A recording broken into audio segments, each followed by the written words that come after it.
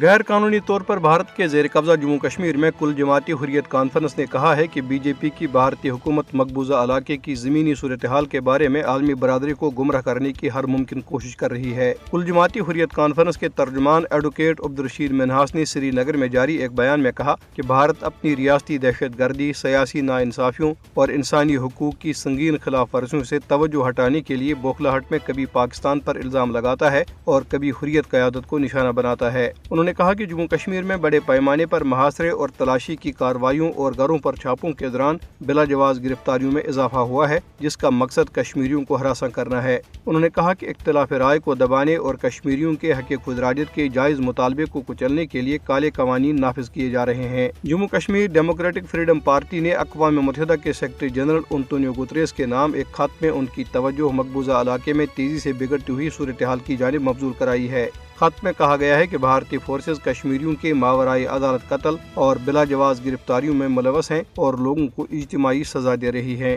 خط میں Antonio Guterres پر زور دیا گیا کہ وہ دیرینہ تنازع کشمیر کو سلامتی کونسل کی قراردادوں اور کشمیری عوام کی امنگوں کے مطابق حل کرنے میں فیصلہ کن کردار ادا کریں۔ دریں اثنا ایک حالیہ سرکاری اجلاس میں پیش کیے گئے تشویشناک اعداد و شمار میں انکشاف کیا گیا ہے کہ مقبوضہ جموں کشمیر میں 1,14,000 سے زائد بچے غذائی قلت کا شکار ہیں، جن میں 24,000 سے زائد بچوں میں غذائیت کی شدید کمی ہے۔ ضلع پونچھ کے علاقے مینڈر میں بارودی سرنگ کے ایک دھماکے میں ایک بھارتی فوجی زخمی ہو گیا۔ Communist party of India Marxist نے سری نگر میں منعقدہ ایک اجلاس میں وقف ترمیمی قانون کے خلاف ایک قرارداد منظور کی، جس میں مسلمانوں کو نشانہ بنانے اور مذہبی امور کے انتظام میں ان کے کنٹرول کو ختم کرنے کی مذمت کی گئی۔ سی پی آئی ایم لیڈر محمد یوسف تارگامی نے بھارتی حکومت پر زور دیا کہ وہ مذہبی مساوات کو برقرار رکھے اور مسلم اداروں میں مداخلت بند کرے۔ بھارتی ریاست آسام کے ضلع کاچر میں پولیس نے نئے وقف ترمیمی قانون کے خلاف نکالی گئی ایک بڑی ریلی پر لاٹھی چارج کیا، جس کے بعد مظاہرین اور پولیس کے درمیان جھڑپیں ہوئی۔